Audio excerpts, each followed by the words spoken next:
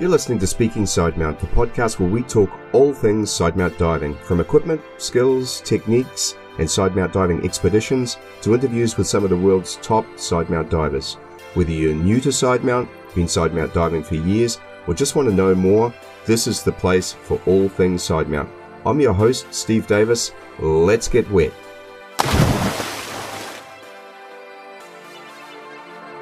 Hey, welcome back to Speaking Sidemount.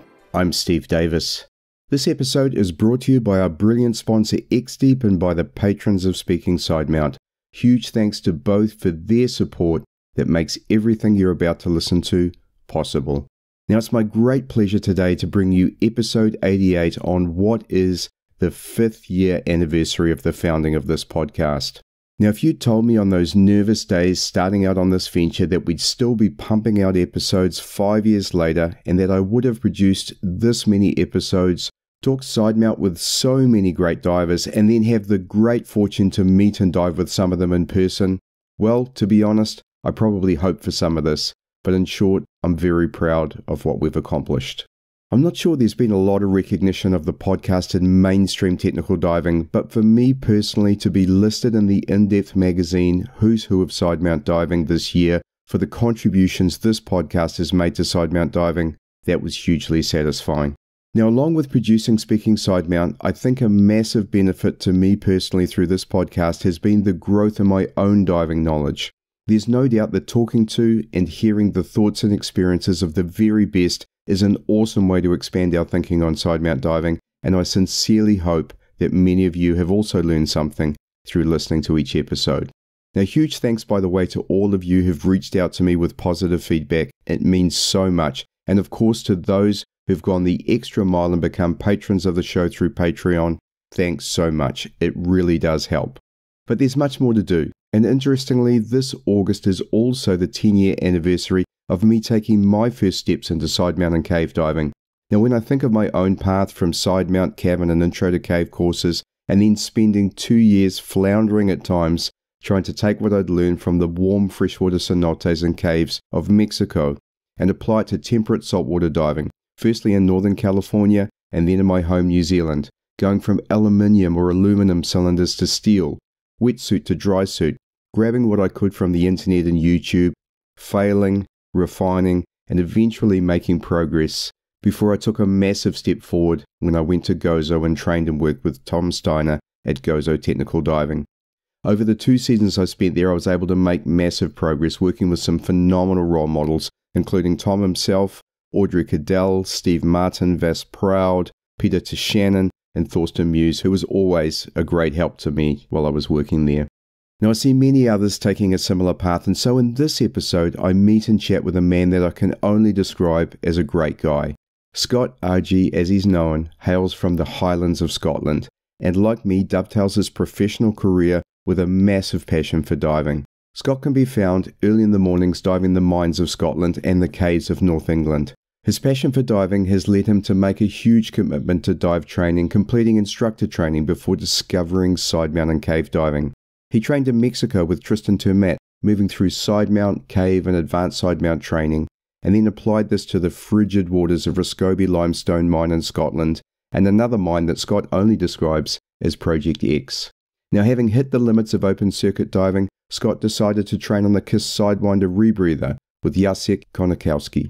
The Sidewinder has opened up longer, and as Scott and I discuss, safer dives, and Scott has now installed over 5,000 meters of line into Project X. That's a lot of string, as he describes it. Now sit back and enjoy with me our 5-year anniversary, Scott Argy, the Mines of Scotland. Scott, welcome to Speaking Sidemount. Hi Steve, listen, nice to catch up and obviously meet over the internet. We've obviously been following each other for a while now, but listen, thanks for having me on. Oh, you're most welcome. And yes, great to meet you. And clearly you're a Scot. And I think you actually have the honour of being the first Scot on the show. So that's something in itself. As I mentioned to you off mic, my wife is from Glasgow. And my experience of Scots is they're either complete non-swimmers at one end of the spectrum or full-on commercial divers or doing something that's absolutely amazing. And I think that fits you really, really well. So tell us a bit about where you live and how you got into diving. Yeah, so I kind of live in central Scotland now. Not from there originally, although my accent would indicate that. But I grew up north in a small town called Lossiemouth, and fortunately we stay close by the sea and the beach, and I kind of grew up with a fascination for water, snorkeling, swimming, but never really kind of got involved in scuba diving. Probably till I joined the army and joined the parachute regiment when I was about Hmm. 18, 19 years of age, and didn't really do much formal scuba diving at that stage, but that was really my first introduction to the underwater world, if you like. Yeah, brilliant. My own time in the military, actually, I was just reflecting on that. It was about the time that I started when I was in the Navy. And like you, I wasn't a Navy diver or anything like that, but it was just something great to do alongside my service. Yeah, yeah. I mean, for me, you'll probably not like many of your other guests that you've had on. Looking at who's been on, most of them are kind of full time and working the Hmm. diving industry. I don't. I have a full time job. I work as a senior manager for a very large company in the UK that works in the kind of car retail automotive industry. And Hmm. diving for me is really my meditation, my relaxation, my switch off time. And it was probably really the busy job, and some early trips to Egypt as a family, where we really start to formalize our journey, if you like, into scuba. So we went to Egypt as a family, but 2010, and my daughter, who was I think she was about 10 at the time, giving away my age now, Steve. As a family, with my good Yeah. lady, we all decided to formally do our open water certification. And like most people, the addiction started then. And for me, that was it. Just hooked. We were kind of at that point, we're lucky enough to be getting over Egypt very regularly. And the holidays we're doing maybe 25, 30 dives every holiday, really building up some experience pretty quickly. And the family shared the passion, which was great because it made my life easier to get in the water. So much so that as we progressed through the recreational kind of side of things, I decided to, with a guy called Steve Pryor, who's quite well known in the UK, I decided to go and Hmm. do my IDC and become an open water scuba instructor in 2014. And yeah, the rest is, well, we'll talk about it. Rest is history, as they say. And then once you're an Yeah. instructor, you started teaching in Scotland. Was that the next step for you? Yeah, yeah. The holidays wasn't enough to satisfy my addiction, if you like, for scuba diving. So I started teaching in the UK, just helping out with a well-known agency club in Edinburgh called Deep Blue Scuba. Hmm. And yeah, that was interesting because it went from open water, warm water diving in Egypt and warmer locations like the Maldives, to, Hmm. yeah, I think my first cold water dive was helping out in a dry suit course, and it was a December, and it was up at Loch Long, and the visibility was Oh one my God. meter, and I think the water would have been about 7 or 8 degrees. So yeah, it was nice. Certainly a um, dramatic yeah, difference, and you're going from wetsuit to dry suit, and I'm assuming aluminium cylinders to steels as well, and yeah, brilliant. But yeah, yeah. I mean, lot of changes. tell us a bit about the transition. What specifically did you need to do? Go from warm water to the cold? I know there'd be dry gloves, of course. Yeah, I mean, really the whole dexterity thing. Funnily Hmm. enough, I was quite a late adopter to dry gloves. I probably didn't really move to dry gloves until about 2017 or 18, and I'd already been Hmm. diving some overhead environments at that point. But yeah, I mean, diving wet gloves, 3 mil wasn't enough, 5 mil, and when you're in the water with students, as you know, sometimes it's a bit stop start. There's not a lot of activity, and Hmm. the extremities freeze up. So trying to Hmm. disconnect hoses from inflators in your dry suit, yeah, it just becomes more challenging. But I think for me, as a push towards a more technical side of diving, it made things easier when I was doing the slightly more demanding courses because yeah, I'd had that restriction handicap, if you like, whilst being in the UK. So yeah, it made things easier, I would say. Oh, 100%. Yeah, there's no doubt going from cold water to the warm water is a better way to go than the other way around, I think. So from those beginnings, tell us about how you got into sidemount diving. Yeah, so around about 2014, I was kind of visiting Mexico, Egypt. It was kind of split. And I'd been on, and as you do in trips to Mexico, you get the lure and the invite to go and do some tsunami dives. At this point, I met a nice guy called Tavo. Him and his wife run a dark side divers now in Mexico, but he worked for Pro Dive Mexico. So we got introduced to cenote diving. So it was Chacmul, Taj Mahal, the kind of places that you get beautiful sunlight, and it really kind of hooks you in. So been to Mexico, we'd done some cavern dives. I then went back to Egypt and did some technical diving, deeper stuff, and my Sidemount course with an Italian course director called Massimo Casablanca. Massimo's a super guy, or Max as everyone knows him. Max and Vania, they're like a dream team, like Steve, Pryor and Janet. They're great guys. And Max introduced me to Sidemount. And I also at that time, as well as a Sidemount, did the self-reliant, because I could start to see, even at that point, whilst I wasn't doing overhead diving, to try and hone and practice my skills and overcome the challenges of diving warm water, warm cylinders to UK. I was spending hours in the quarry trying to perfect my skills. At that point, I think I'm probably one of the few Sidemount instructors in Scotland. I'm definitely one of the few that regularly dives overhead environment. And I was getting a lot of people asking me to teach them Sidemount. And I didn't want to instruct when I didn't have I wasn't a dive ninja, if you like. So I would spend hours in the quarry perfecting the skills.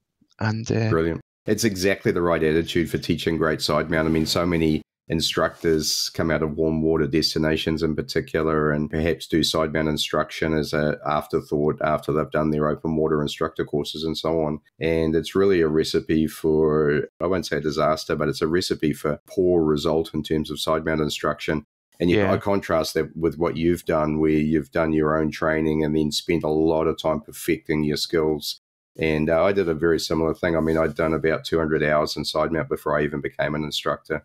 Then I went to Gozo Technical in Malta to learn my craft, if you like, and to surround myself with really, really high-level sidemount divers. And that just makes a massive difference in terms of being able to build skill set and have role models that you can emulate, if you like. And it sounds like you went down a similar path.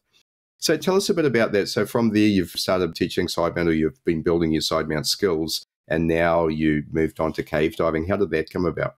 Yeah, so kind of Mexico won over Egypt in the end. I mean, we do need to go back to Egypt because it's a great diving location. But at that stage, we were getting to Mexico. We'd been to Maldives and done all the nice diving, warm water locations.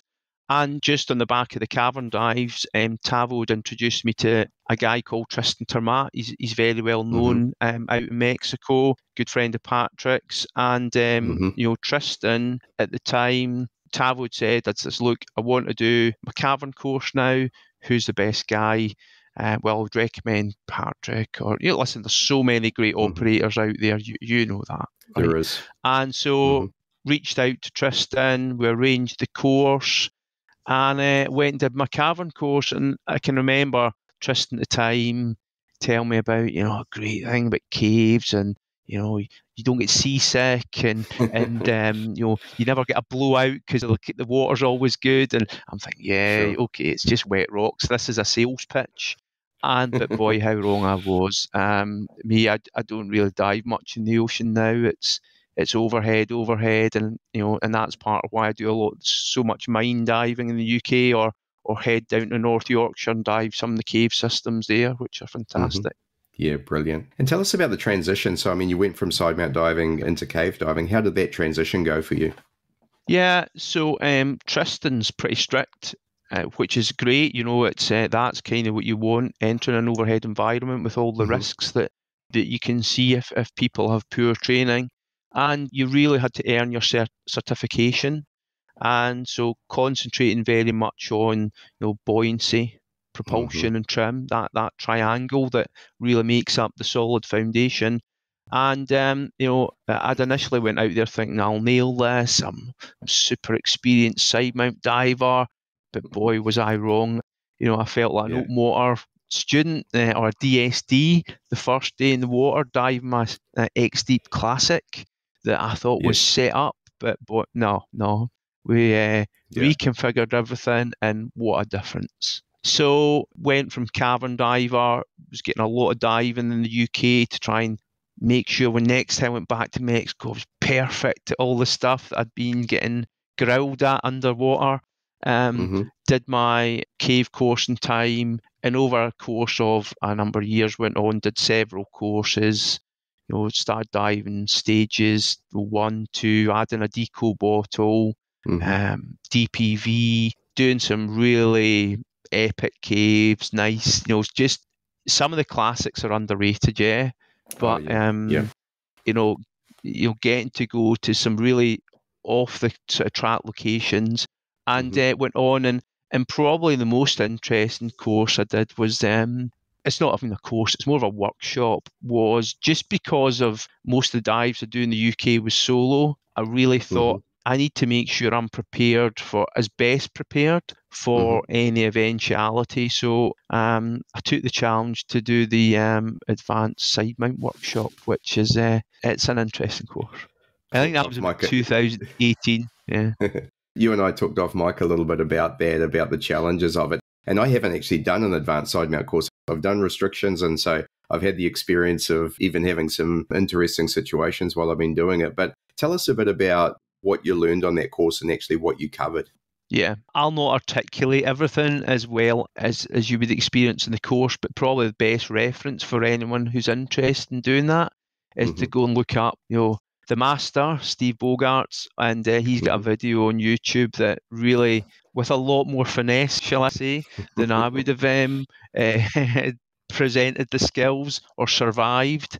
But yeah, it's just gradually increasing the stress, dive by dive.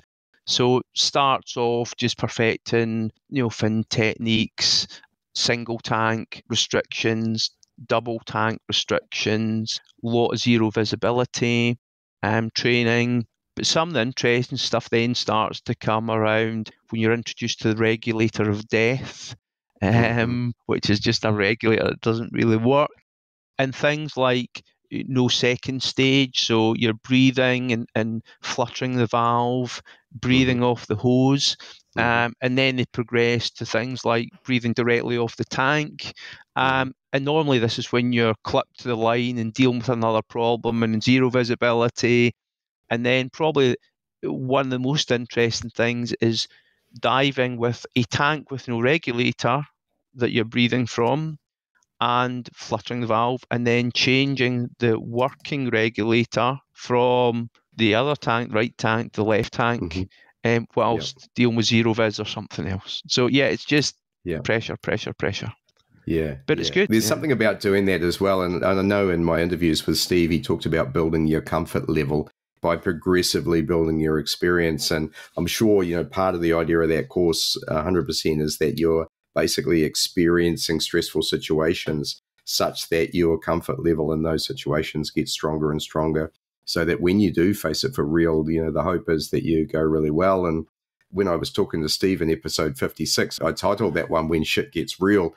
The reason I did that is he's recounting his work in the Bahamas with Brian Kaycook, where he connected Ralph's and Dan's cave through I think it was a near vertical restriction, which was clay filled. And Steve went through there and, in his words, made a mistake and filled the regulator he was breathing off with clay. Yeah. So that one stopped working. And then he couldn't easily switch to the other one because his head was turned the wrong way. So when he eventually got to breathe the other regulator, it was like the regulator of death was wet breathing. So he's got one regulator filled with clay and the other one wet breathing, and he's still got to pass through a restriction before he can get back to one of his stage cylinders. So, I mean, that's getting pretty intense and certainly beyond the capabilities of most people. But the point really is about where your comfort zone is and making sure that you operate within that comfort zone. But secondly, if you want to extend yourself to go through training like you did on advanced side mount and learning and starting to experience some of that sort of stress and pressure. Yeah, and the kind of graduation dive, if you like, is a fantastic system. It's accessed through like a manhole cover just off a dirt track, and it's a system called Palomita, which is quite infamous. And it's like the graduation dives, I say. So lovely cave, not for those that are claustrophobic, and not for people who haven't really been trained and have the relevant experience to progress into that environment. But lots of tank off restrictions, and probably my favourite part, they're typically upstream from what I remember, if I get the flow correctly. So you've done the dive and you think, yes, that's it, I'm done. And then you actually go past and take it's a T left or a jump left, and there's a vertical restriction. And this is like, right, have they got the bottle to go down this? And it's awesome. But like everything, the technique to navigating that restriction, it's one tank off, so it's not overly tight if you can get through with another tank on, but it looks that way because it kind of snakes, is just to take your time, don't rush. When you've done it a few times, there's loads of room, but it's quite intimidating. And then you go down and then you come back up. I think coming back up's actually harder than going down. But yeah, it's an amazing system. And if you have a chance to dive it, Steve, go and visit it. It's awesome. Yeah. Oh, it sounds great. I might have to build myself up for that one again, but it does sound like it might be a good one to do for sure. Awesome. Don't eat too many tacos if you're going to do Palomita. It makes it harder to get down. Luckily, I'm a reasonably lean guy, so one of my philosophies in life is to let someone like you go through first, and if you get through, then I'll be fine, right? Yeah. Great stories. And I mean, obviously, I'm really interested in what you do in the UK as well. I see lots of pics of mine diving in particular. It must be just awesome. Yeah, I'm really fortunate. So I stay about an hour south of Glasgow in Edinburgh, but within about an hour and a half of my house, I have two mine systems. One location's very well known, the other one's a bit more top secret, if you like, despite all the social media posts. But it was a friend of mine, guy who's a GUE diver actually, which is quite interesting, introduced me to Roscoby limestone mine.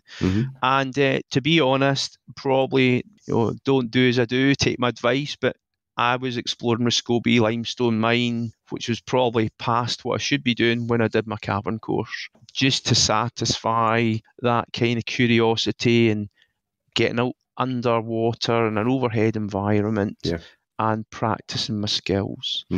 And at that point, back in 2016, Roscoby, I mean, it's documented Martin Farr's book, and Martin talks a little bit about some of the passages.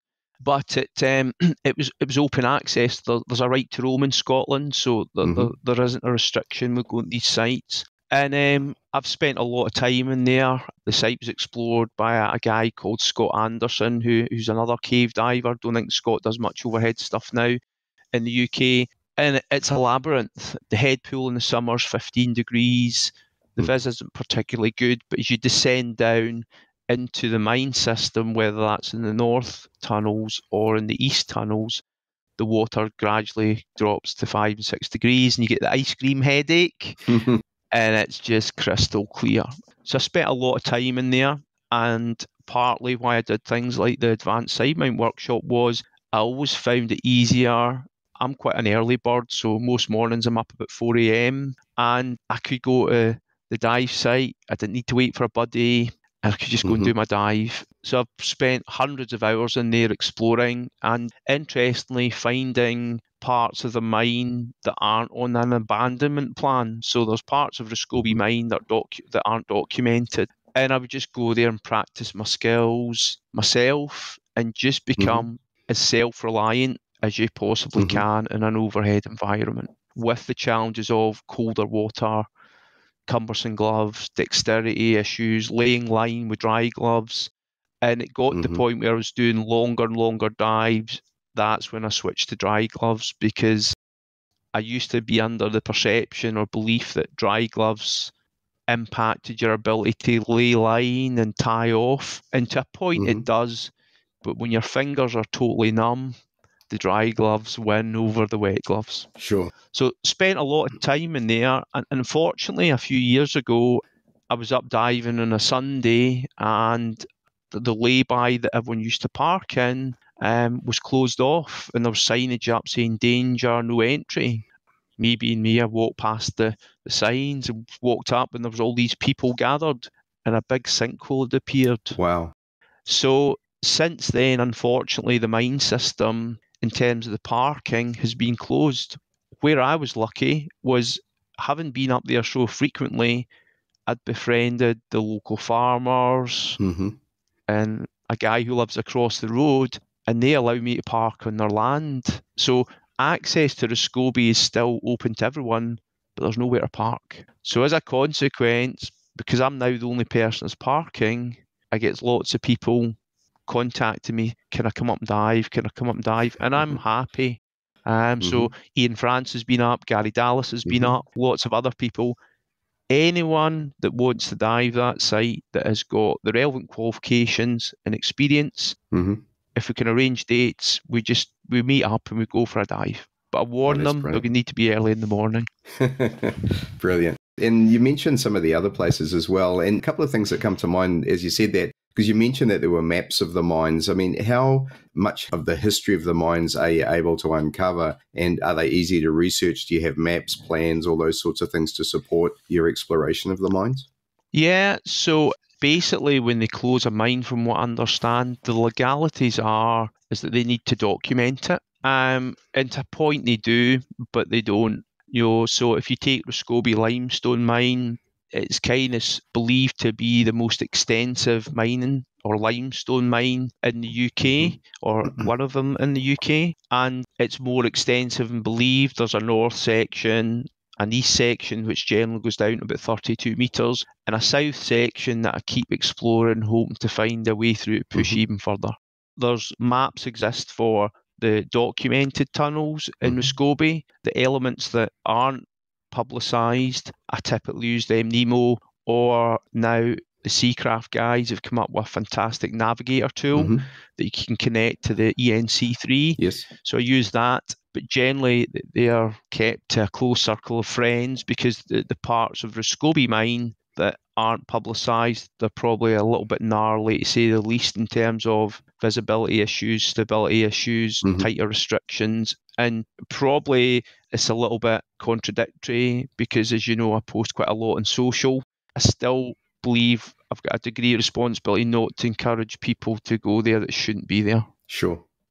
Let's do a comparison for a moment between mine and cave diving. I mean, clearly there's some similarities, but there's also some important distinctions between the two disciplines. How do you contrast the two?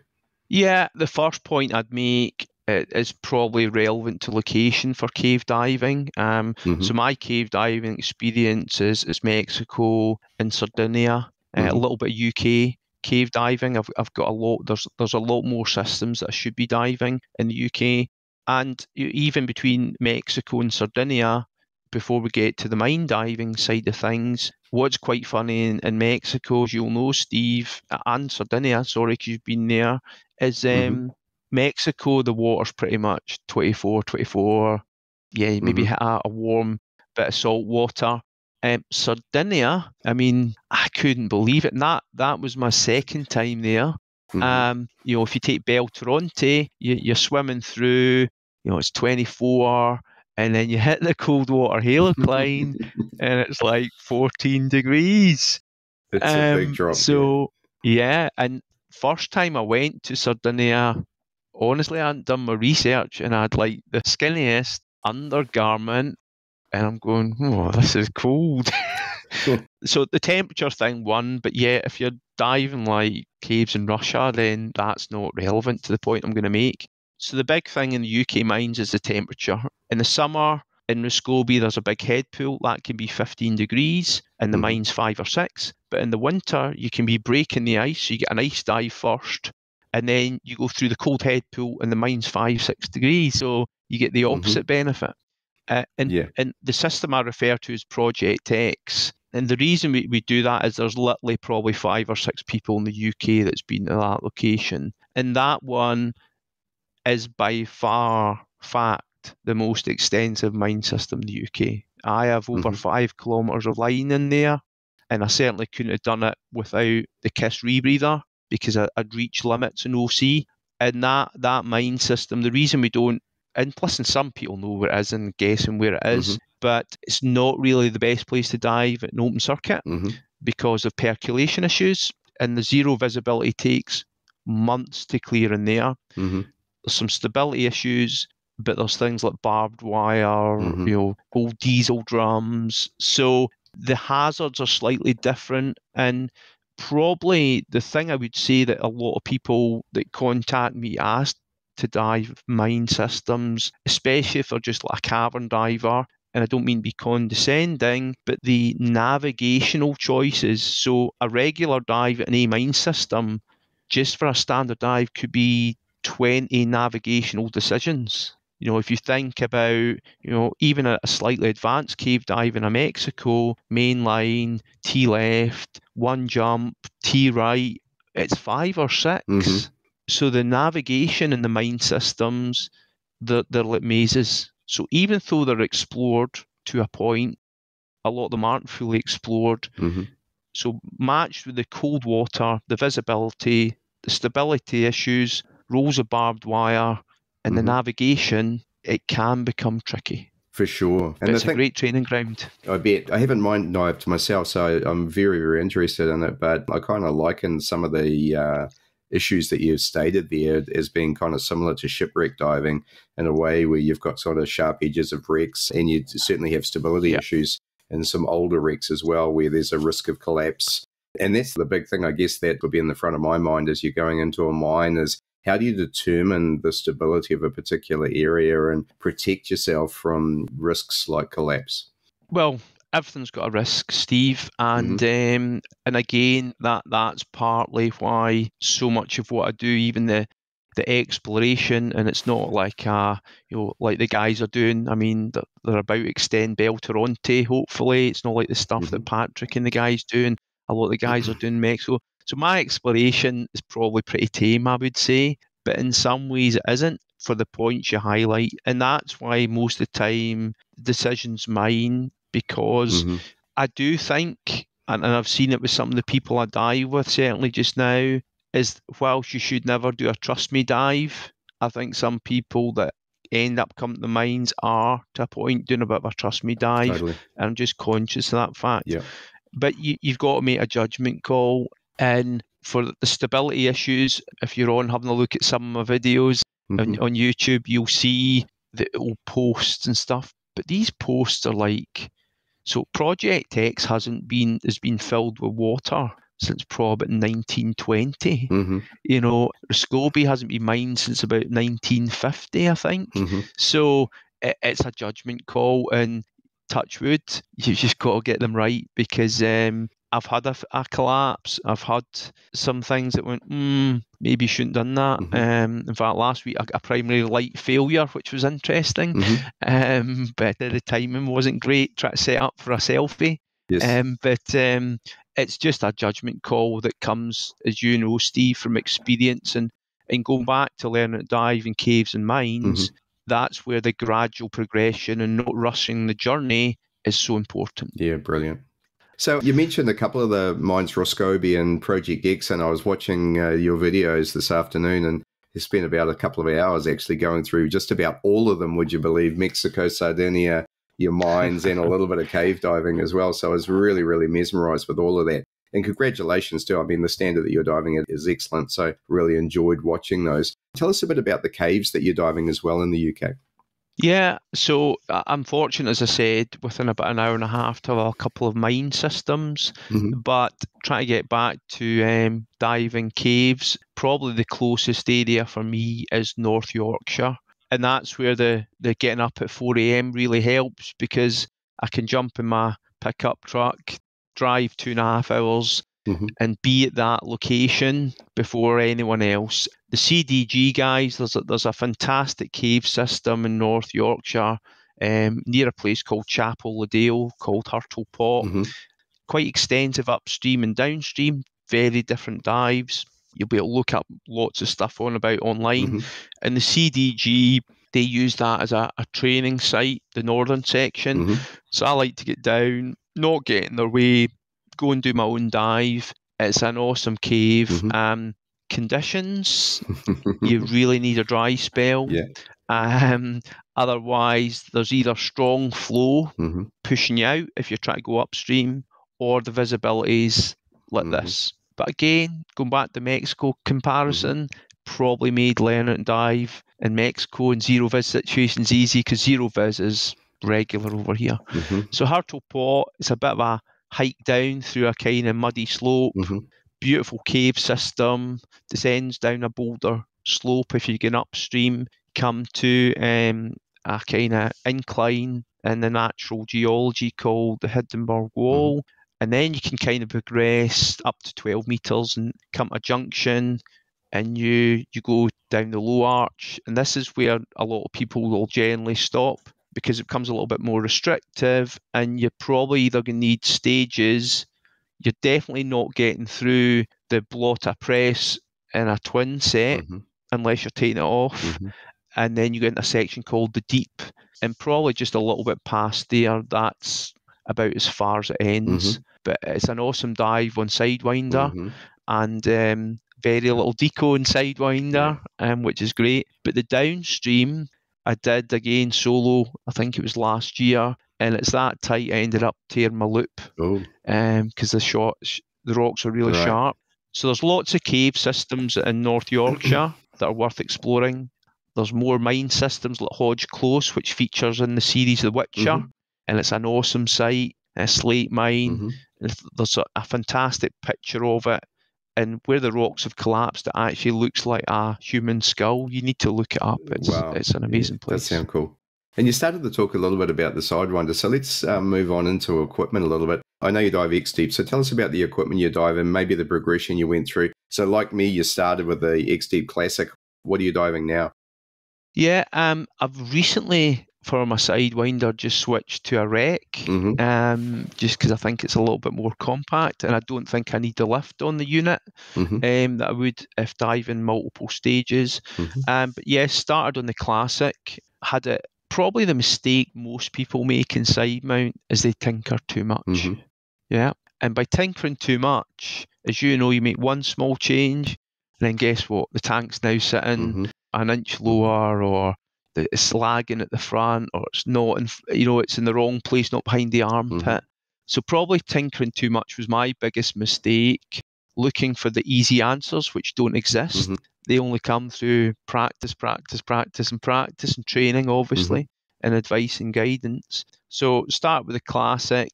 To be honest, I didn't quite like the way the wing sat at the back. So quickly moved on to diving the Tech. Loved that. And only recently, just looking at a few of the guys, I think Miko dives a rec with his Sidewinder. And I thought, do you know what? My wing's getting a little bit older, could do a new one. So I reached out to the guys at Nautilus who do all the stuff, Brett and the guys in the UK, and they managed to get me another wing, with the X in the back, because you need that X. Of course. Yeah, and I saw you've got the hood as well, which I still haven't been able to get one of those. Yeah, by the way, they're great hoods. Before that, I had the K01 hood, which is fantastic. Their hoods are awesome, super comfy. I still use one in warm water diving because I've got a 3mm K01, and I think the XDEEP one I've got, it's a 5mm.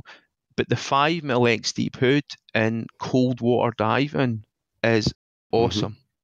It's super warm, super comfortable. It's been put through its paces, and it's holding up. Can't ask for more than that. Yeah, and I'd got a Seal Dry suit a few years ago. It's nice, fits fantastic. I think the only thing I broke, which was quite funny in Sardinia, was, and we've all had our accidents over the years, but I was doing a dive and I'm like, I don't think my P-valve's working properly. And by the time we got back to dive centre, no one wanted to sit next to me.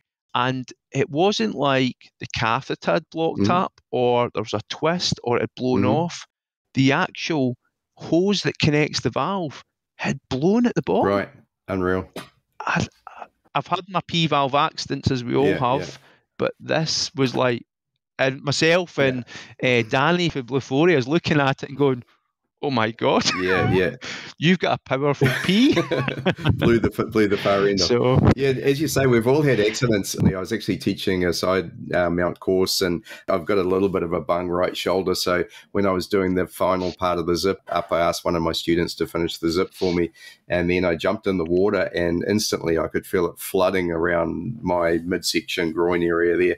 So I jumped out, sort of abusing him that he hadn't done my zip up properly. But the actual problem was I hadn't plumbed into the catheter, so I still had the end loose there, and it's different to my other P valve, so it basically just floods straight in if you do that. And so yeah, I had a wee flood and had to dive wet after that. Not that it was very cold here at that time, probably 18 Celsius, so not a big problem, but it was a bit of a lesson not to forget to do that, huh?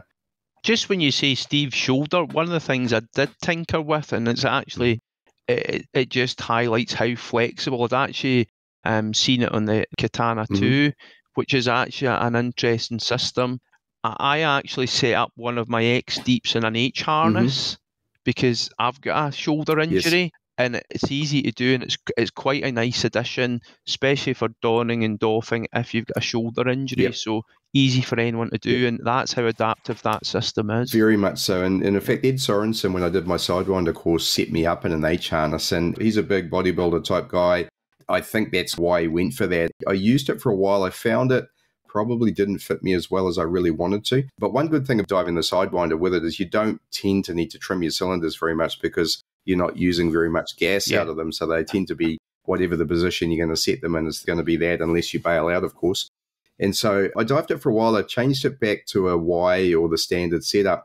However, now that I've got the Seal dry suit, I've got the Cytec rings on there, and I struggle to get through the other side with the rings on. It's not so much anything else. So I am thinking about sending it back to being an H harness again for that reason, and also because you don't need to move the D-rings at all. Yeah, interesting. So thank you. Yeah, good advice.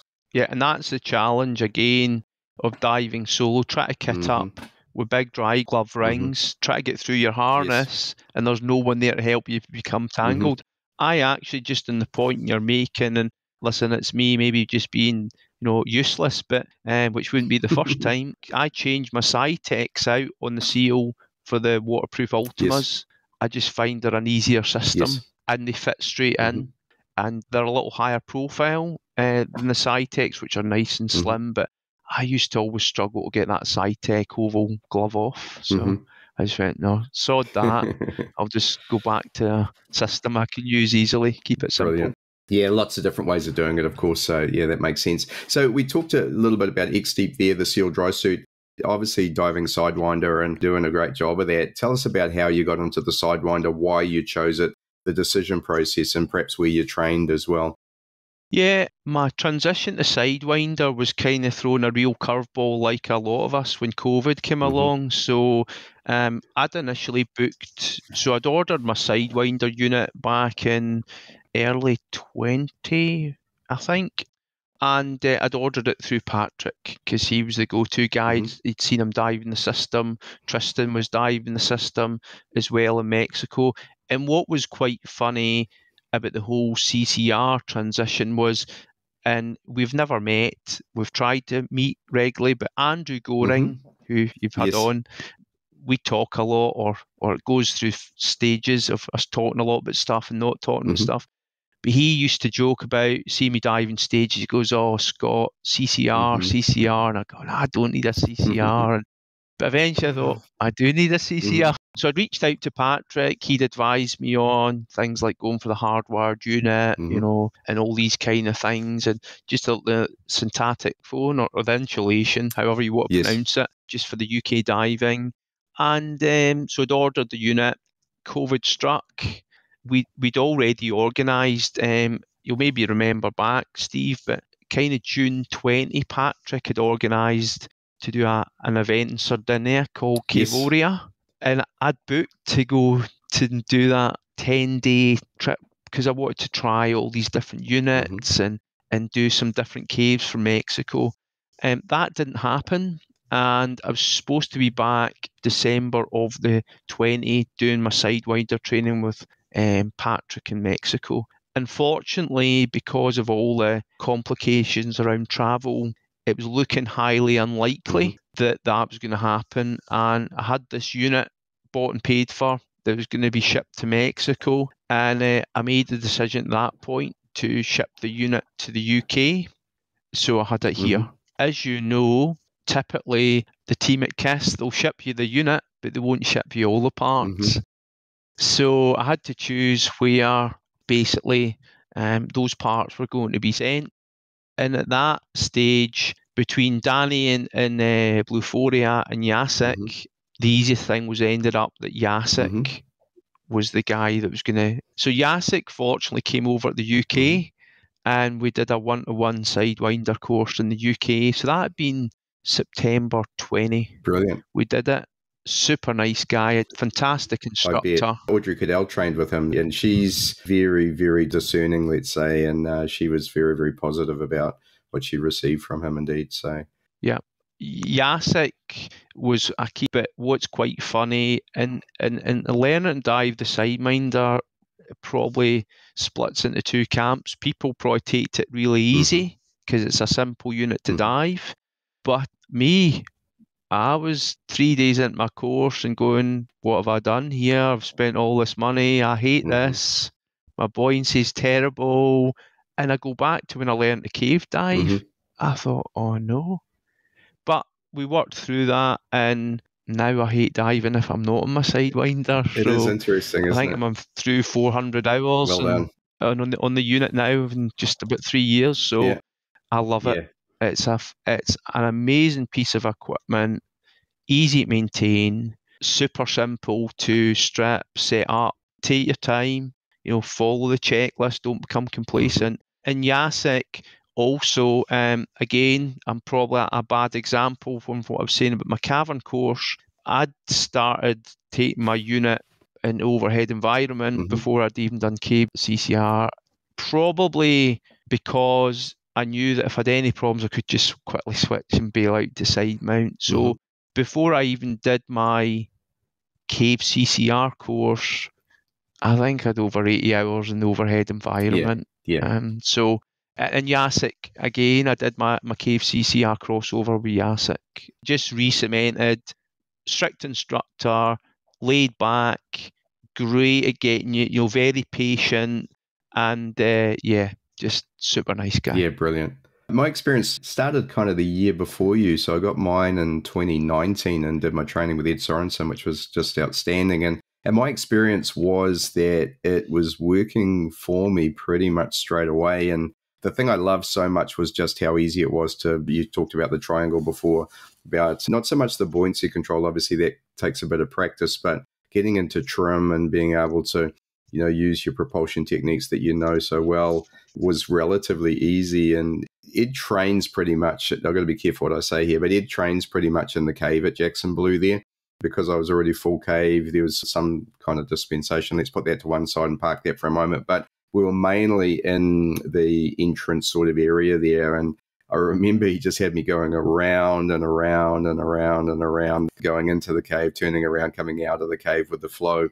It was a nice little training area because there was lots of depth changes in that. So you'd come in and you'd have to go up a little bit, up to a little platform, and then you'd come down through a kind of sandwich section that was about 1 meter high. And because it was on a slope, you had to make sure that you had your knees up and feet in the right position. So it wasn't just buoyancy control, it was actually propulsion, buoyancy control, working with flow and making sure that you were oriented correctly in the cave. It was a really, really good experience. And then as we progressed, we went a bit further, and at the end of it, we ended up cave diving. And it was just outstanding. And I remember progressing so quickly at the end of that. And there's video online if anyone wants to have a look from that course, and also the dives that Ed and I did afterwards, and hole in the wall. And I was just so happy with how fast I'd progressed, kind of 20 hours in, and I felt like I was almost at the same level as I was in open circuit. But then, of course, just like you, I came back to New Zealand, and the first thing that happened was I had trouble getting cylinders here. This country is terrible for anything that isn't a standard cylinder. And of course, 7-litre steels are not standard, which was kind of my preferred tool of choice, 50 cubic feet steels, if you like. And then also 2-litre steel O2 cylinders are really hard to get. And so I had to kind of borrow steel, and I've managed now to get a little collection of the only cylinders in the country, but that took me a few months. So I really didn't have a setup that I felt I could use here for a while. So that got me into just early 2020. And then, of course, as you said, COVID came along and we're locked down. And so wasn't really able to dive it very much for almost a year. But after that, then started building hours. Yeah. And in Australia with the CDAA, you're actually able to join your certs together. So you're able to say I'm full cave or advanced cave in the CDAA sense, and I'm CCR trained, so you can put the two together and go cave diving. So I actually was a little bit like you again, was diving caves for quite a while before I turned up in Mexico last year to do cave CCR. That doesn't mean that I didn't get my ass handed to me as well. It was a very, very, I won't say confronting course, but challenging course. And partly because I'd done full cave quite a while ago as well. Much of it was a refresher, which I thought was just amazing. And I really needed it, to be honest. I was really happy to do the course. I learned so much. I think I learned some new things, but I also was able to reinforce everything that I knew about the Sidewinder and everything that I knew about cave diving. So, if anyone hasn't done cave CCR and wants to look at that, I'd highly recommend it. Yeah. We talked about Sidewinder, both of us doing training and going through and you building your hours. Tell us a bit about how the Sidewinder specifically is supporting your diving that you're doing now. Yeah, so kind of go back to some of the mine exploration. So we started exploring probably not so much in Roscoby. Somewhere like Roscoby's fine on open circuit. You could probably do with a single stage in there, you could probably do a good 2-hour dive. It'd probably be the temperature that gets you first. Unless you've got heating systems in there, especially around core, gloves, and keeping those extremities warm, you're going to suffer. But we then flicked to Project Tech. So we started exploring that back, I think, about 2016, 2017. A couple of friends of mine, Olaf and Zibby, and we went down there and thought, oh, this is a new mine. Nobody's explored it. We're going to be the big explorers. So we started going in there, and I think, well, there's certainly an incident that certainly probably put one of those guys off of diving, and probably wasn't very nice. He went ahead of the line when he shouldn't have. We ended up in zero viz, and he'd no line, which isn't a good situation to be in. No. But some of the challenges around that mine was no tie-off points. The limestone would crumble the minute you go and tie off. Then you'd create visibility issues, very fine sediment, but also equally, and you'll see that in some of the videos if you watch it, is on OC or even venting a dry suit, the bubbles hit the ceiling and the percolation causes problems and you end up in zero viz. So we were kind of laying line in Project X, and I was going back myself week in, week out and laying more line, and just the visibility wasn't clearing. And we then go to enter the Sidewinder, no percolation problems. Ed talks about it in his kind of interact when the Sidewinder come out, time stress, gas stress, distance stress. You've got your bailout, and the Sidewinder just made it easy to the point that with the right heating, I think I've done over 4 hours in 6-degree water on the Sidewinder. And as I said, Project X is finished, it's fully mapped, and there's about 5k of line in there. Amazing. That I've laid. So a lot of string. Oh, it's a great achievement. I enjoy those videos perhaps those were the ones of the mine diving that I enjoyed the most. It looks brilliant. They're relatively short, so they're little 2-minute ones, which I like, but you can see the challenges in there, and also you can see just how awesome that place looks. There's a handful of people. So, a good friend of mine, Chris Elliott, he's open circuit. He comes along, and basically, because the way the mine navigates, there's a south section, a north section, an east section, and we'll go diving together. He's OC's a very competent diver, looks great in the water. In fact, he's in one of those videos, and he dives OC, but to get the point that he will maybe go there, and after 90 minutes, he has to go out. So I'll take him to the exit, and I'll be like, bye. And then, I'll go and spend another 90 minutes in mine. And he goes, oh, I need to get a Sidewinder. I'm going, I know you do. Yeah. So, it's just a fantastic tool. Great for travel. You stick it in a backpack and off you go. Yeah. But like you, Steve, my preference is 7 litre steels, 300 bar cylinders. They're my favourites. although I like an alloy cylinder, you can't beat an aluminium cylinder. It's nice. Mm-hmm. Very, very good.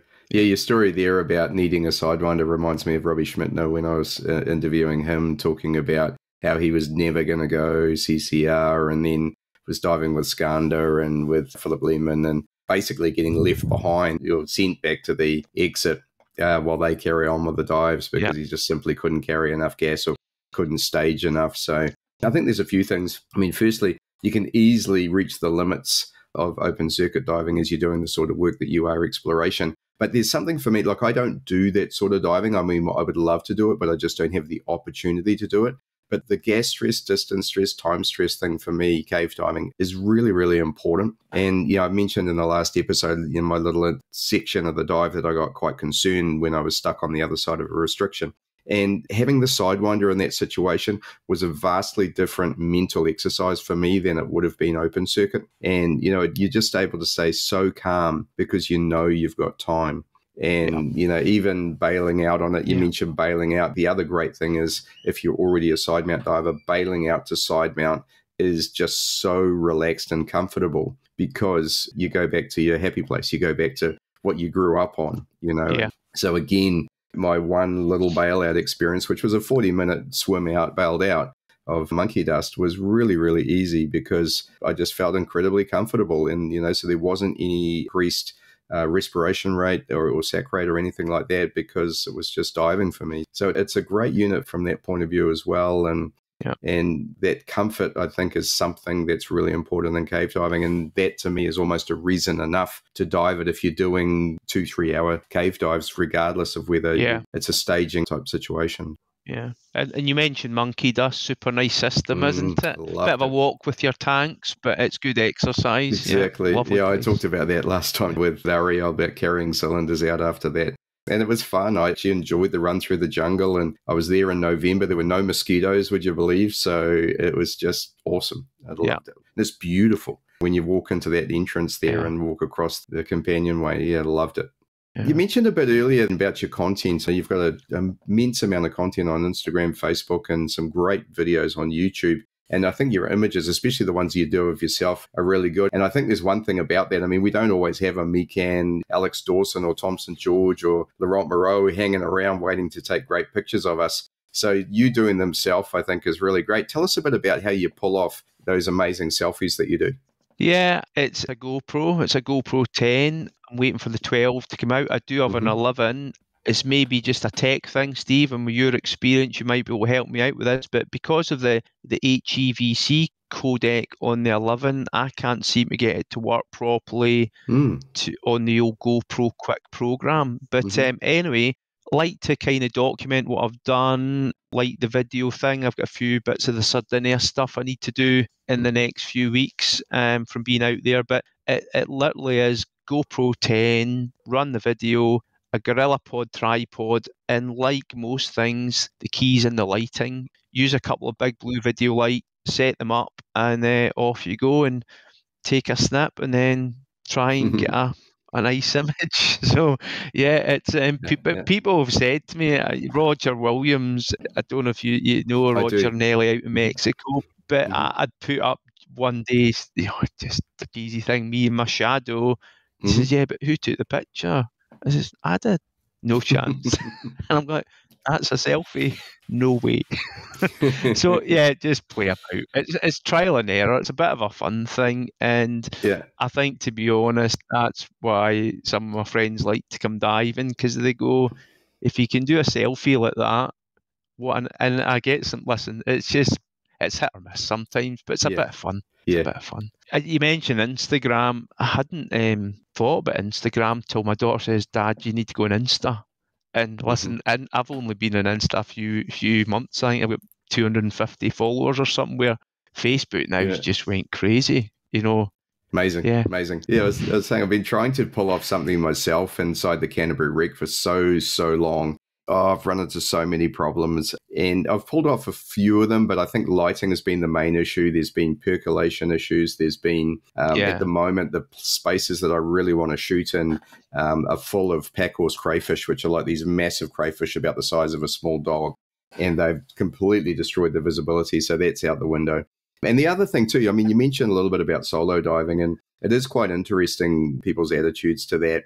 And I really appreciate the fact that you've done the additional training for your own peace of mind before you've done very much of that yourself. I have dived a lot solo myself. I actually like solo diving, but I got into a bit of trouble here with the Rebreather forum. Having come out recently, most rebreather divers instructors are vehemently against solo rebreather diving. And I get their point. Obviously, if you have an issue, it can be a big problem. But it's contrasted against the fact most of the time when I'm doing my dives, I honestly feel a little safer on my own because I don't have anyone else to worry about. And most of the people I'm diving with probably couldn't help me anyhow. Yeah, it's interesting the point you make, because so I'm pretty flexible. I don't like the politics in diving. I don't like, the way things go at times. It becomes a little bit kind of vociferous, but I dive with guys in the CDG, GUE rate. Listen, it doesn't matter. See, if you're a safe diver, you want to have fun, you respect the environment. And listen, as a bonus, if you want to look cool in a picture, great. But interestingly, the point you're making, the CDG in the UK, because of the point you make about safety, as you learn to dive as a CDG diver, most of these guys are taught to dive in the early stages solo on the belief, because the diving and the sumps are a lot more restrictive, and last thing you want is someone blocking your exit. So right from day one, most of these guys and girls are taught to dive solo. So it's just interesting, isn't it? Depending on the type of diving, the challenges, and where you live, the difference in opinion. Yeah. Yeah, and I think there's also an element of equipment as well. I had similar discussions around the use of a BOV. If I was diving a rebreather, particularly a electronic rebreather, and my bailout was located, the second stage was located, stowed on a cylinder somewhere, there is no way I would dive that without diving a BOV, because you simply have got too many moving parts to be able to effectively bail out by deploying a second stage in a hose as you would on an open circuit gas switch. But it's not the way with the Sidewinder, and I did a bailout in front of a buddy just a couple of weeks ago, and he hadn't seen a Sidewinder bailout before. He'd only witnessed bailouts on APs. And I got him to film me. And so he filmed me and he said, my God, that was the smoothest bailout I've ever seen. And the reason is partly I'm very practiced at it, but secondly, it's so easy to bail out on the Sidewinder. Your regulator's on a necklace right underneath your jawline, basically, and you simply close the DSV, lift it up, and put the other one in, and you're done. And of course, the other one is, I don't know where your long hose second stage is, but mine's pretty much on my chest as well. And if I needed to, I could pull that up and it would be right there as well. So the bailout is incredibly easy if we were in a hypercapnia situation, et cetera, et cetera. I still feel very confident that I could bail out even under that sort of duress. So that's, I think, a part of the equation as well. The other thing is, once we've bailed out, as we said earlier, we're in Sidemount, we're incredibly comfortable. And provided that you've got sufficient gas to end your dive, you should be able to end your dive effectively bailed out. And of course, different problems can throw up different challenges, but I do feel that with the Sidewinder, it's another strength of that unit is that it is very simple, and it's very simple to dive as well as very simple to operate. So yeah, it's just my perspective on that.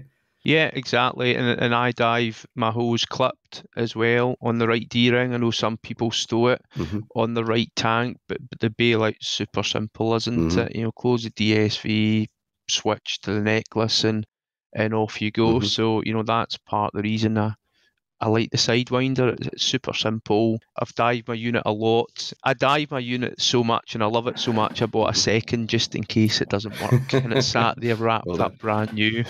Well, that was about to be my question. Have you got your order in for the Sidewinder 2 yet? No, not yet.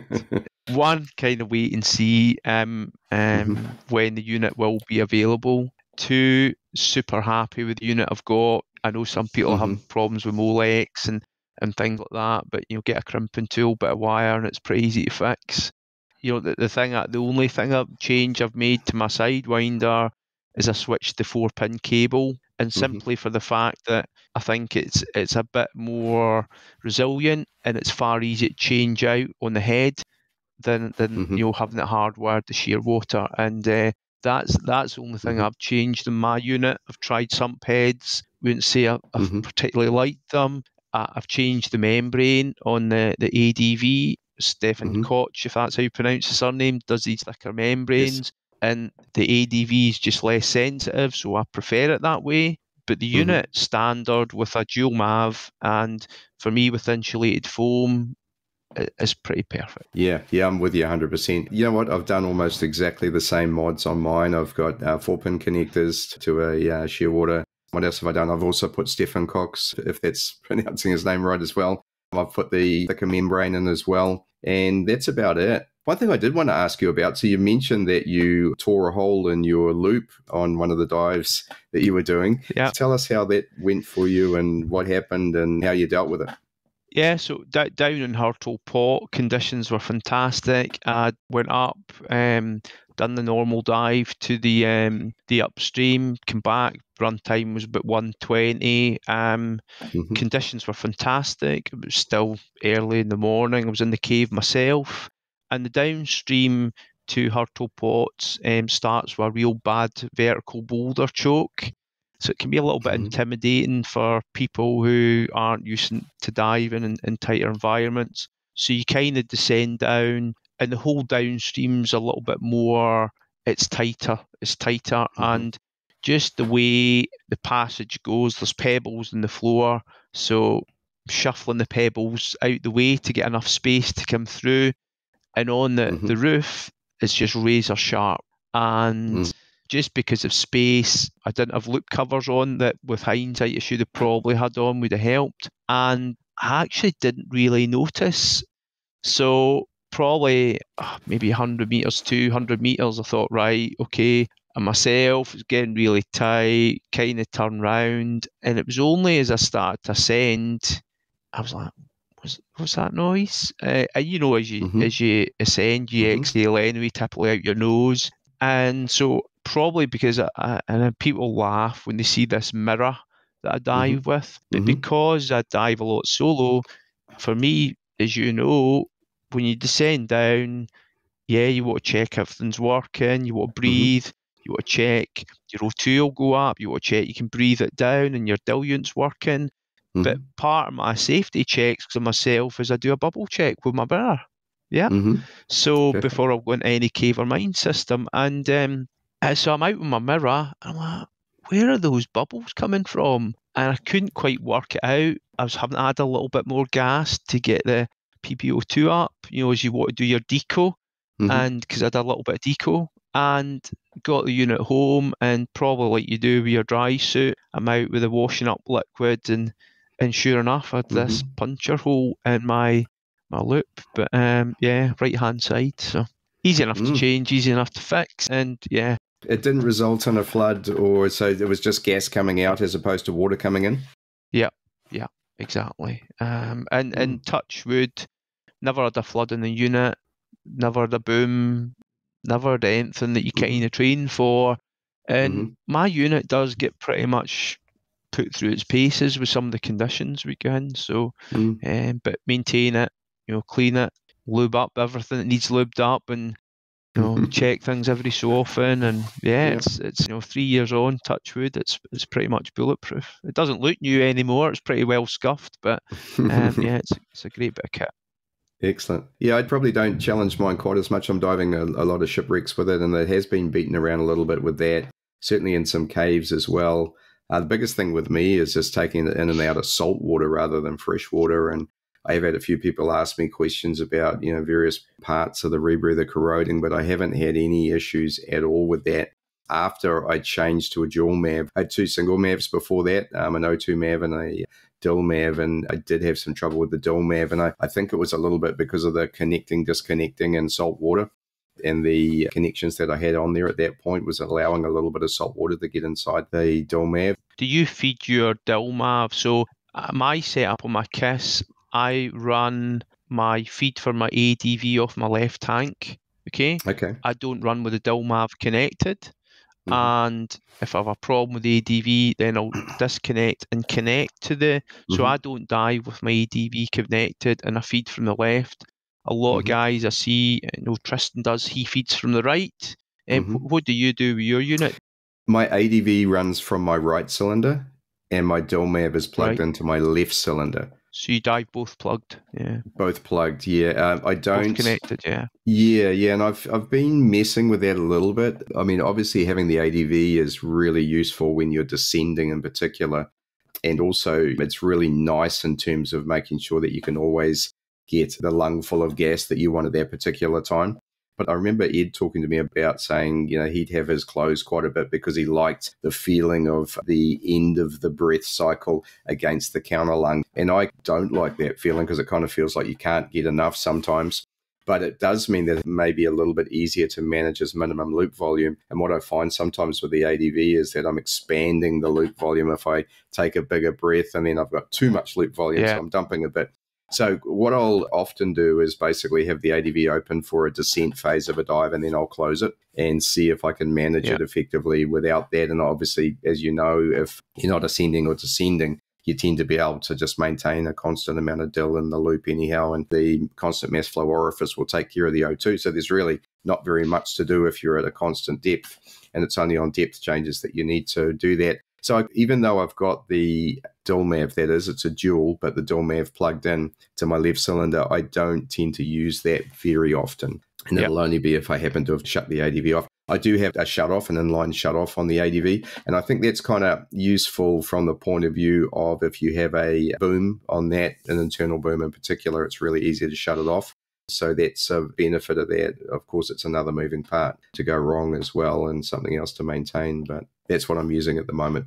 I dive a shut off of my O2. Yeah, I like that too, yeah. And I know there's different trains of thought, but listen, there's more than one way to do something, and I do see a lot of that kind of flowing into online politics, and I just listen, see if you've nothing nice to say, don't say it. And I'm not saying give constructive criticism, but maybe drop someone a private message rather than getting a kind of big bun fight on the internet. Exactly. It's just, we're divers, let's not fall out with each other, Totally. No, I get that, and I actually like the inline O2 shut off as well. I haven't experienced it shutting off by itself. I have experienced it opening as I'm donning my gear, like accidentally. But Ed Sorensen did a really good video of if it accidentally shut off, would you notice? And he was at a constant depth. And of course, because of that, because he was consuming O2, the loop volume was reducing to the point that eventually you just can't help but notice. I think the first thing that you might see is your PPO2 is dropping and you go to give a little pump of O2 and nothing goes in. You go, oh, is that shut? I mean, I don't think it would be easy to dive and not notice that it was shut.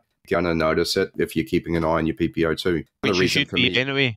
Yeah. Of course, yeah. The other reason is, of course, it's a little bit hard to reach back to shut off the O2 valve. I can get back there, but it's a little bit of a fight. So I think it's great to have that shut off there. If you obviously have a valve issue, then you do need to be able to shut that down too, though. So. And probably a little bit unorthodox, but I'll typically dive just from a bailout perspective and just considering contingency. And because most of the caves I dive in mines in the UK don't really go past about 35 metres, I'll generally dive with a dill and backup tanks with 30-32% nitrox mix. So sometimes when I actually get to depth, I actually have to close my oxygen, because the PPO2 is starting to get 1.5, 1.6. And if you've got the longer run time and you're getting up against your oxygen limits, my O2 shut-offs, I've never had it slide on and off. It's a conscious switch on and off. And for me, when I'm in a deeper passageway and I need to keep that PPO2 down, I just close it. It's far easier than reaching back. And I'll live with the possibility of it being another moving part for me. And listen, there's no one way to do something. That's a personal choice again, isn't it?